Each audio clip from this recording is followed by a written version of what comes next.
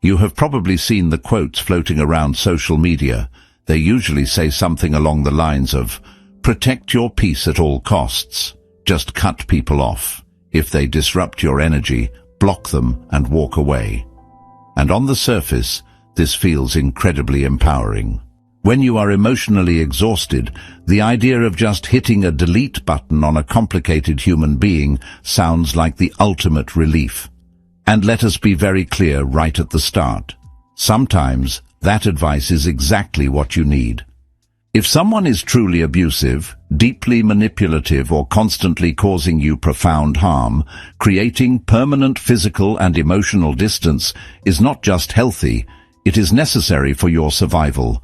But for the vast majority of our daily lives, this advice has created a quiet, invisible epidemic. People have started cutting others off, not because those people are truly dangerous or malicious, but simply because they feel overwhelmed, stressed, or emotionally tired. We are unfriending, blocking, and ghosting people over misunderstandings. We are walking away from decades of friendship because of a difficult season. We are isolating ourselves from our families because we do not know how to handle uncomfortable conversations. And over time, this hyper-defensive approach to life leads to a very specific kind of tragedy. You might successfully remove all the friction from your life, but you will also remove the warmth. If your peace requires you to constantly isolate yourself from the world, you have not actually found peace. You have just built a very quiet, very lonely prison. Psychology and biology both agree on one undeniable fact. Humans are wired for connection. We need relationships to regulate our nervous systems. We need community to thrive. So the real challenge of adulthood is not learning how to run away from difficult people. Difficult people are everywhere. You will find them at your job, in your neighborhood, and at your family dinner table. The real challenge is this: how do you protect your peace without removing everyone from your life? To answer that, we have to rethink everything we have been taught about how relationships work. And it starts with unlearning a word that has completely hijacked our culture. That word is toxic. Today, if someone disagrees with you, they are toxic. If a friend cancels plans because they are tired, they are toxic. If a parent asks a critical question, they are toxic. We have taken a word meant for emotional poison and applied it to basic human imperfection. But in real life, human relationships are infinitely more complicated than a social media graphic. Psychologists explain that occasional conflict is not a sign of a failing relationship. It is a required feature of a real one. Disagreements happen in friendships. Misunderstandings happen in families. Even the most supportive, loving people in your life are occasionally going to say the wrong thing, be in a terrible mood, or act selfishly. The philosopher Friedrich Nietzsche championed a concept called amor fati, which means a love of fate. It means accepting reality exactly as it is, without constantly wishing it were different. If we apply this to the people around us, we experience a massive shift in perspective.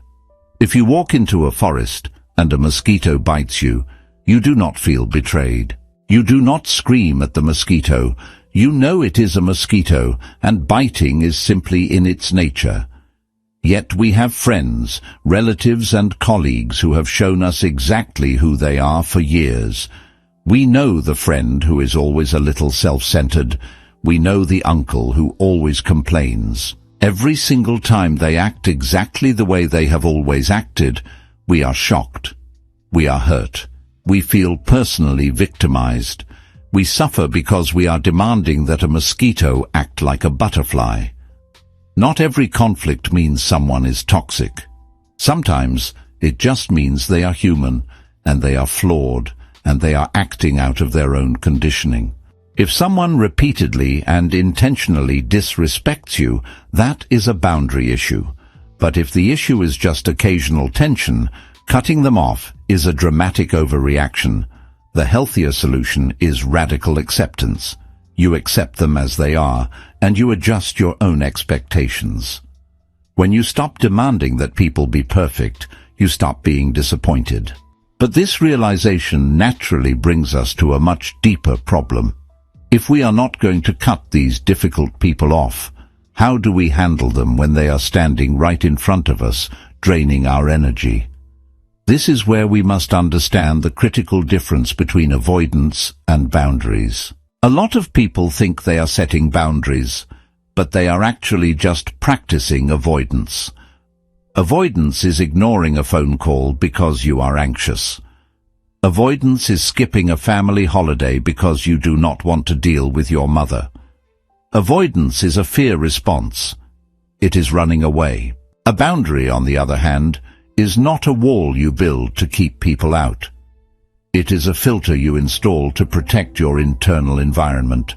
Boundaries are simply limits you calmly enforce to protect your mental and emotional well-being. Think of it like a thermostat in your house. The thermostat does not panic when the weather outside gets freezing cold. It does not yell at the winter sky. It simply senses the drop in temperature and quietly turns on the heat to maintain the environment inside. You can be the thermostat in your relationships. You do not need to avoid situations entirely. You just need to implement micro-boundaries. For example, if you have a colleague who always drags you into negative gossip, you do not have to quit your job or give them the silent treatment. You just change the dynamic. When they start complaining, you simply say, "I am really trying to stay focused on the positive today, so I am going to step out of this conversation, but I will catch up with you later." You might decide not to respond immediately to messages when you are resting. You might avoid specific topics, like politics or finances, that always turn into arguments with certain relatives. These subtle shifts allow you to stay connected to others while still fiercely protecting your mental space. However, implementing these boundaries is often incredibly difficult because of a silent burden most of us do not even realize we are carrying. It is a burden that weighs heavy on your chest every time your phone buzzes. It is the illusion that you must be available to everyone, all the time. We live in an era of unprecedented access. Because people can reach us instantly via text, email, or social media, we have developed a subconscious belief that we owe them an instant response. But it goes deeper than just replying to messages. Many of us suffer from what psychologists call emotional overload. We feel completely responsible for everyone else's emotions. If a friend is having a bad day, we feel anxious until we can cheer them up. If a partner is stressed, we absorb their stress and try to fix it. We feel an immense pressure to always listen, always help, and always solve the problems of the people around us. We think this makes us good, loyal people, but over time, being the emotional sponge for everyone in your life will completely destroy your peace. There is a brilliant insight from the renowned psychiatrist Viktor Frankl. He survived the unimaginable horrors of the Holocaust and observed the deepest truths of human psychology. He noted that between a stimulus and a response, there is a space, and in that space is our power to choose. You must reclaim that space. When you get a frantic, emotionally heavy text message from a friend, you do not have to drop everything and absorb their panic. You can introduce a delay. You can wait 3 hours to reply. You take a breath in that space. It is wonderfully healthy to care about people, but it is equally healthy to recognize that you cannot manage everyone's feelings. Protecting your peace sometimes means literally saying the words out loud, "I care about you, but I do not have the emotional capacity to talk about this right now. I need some time to focus on myself today." Saying that does not make you selfish. It makes you sustainable. If you never protect your own energy, you will eventually have absolutely nothing left to give to anyone else. But what happens when the people draining you are not just acquaintances or distant relatives? What if they are people deeply embedded in your life? To solve this, we need to completely redesign how we view relationship structures. I want you to imagine a blueprint of a beautiful, expansive house. This house represents your life. Most people operate with an open door policy.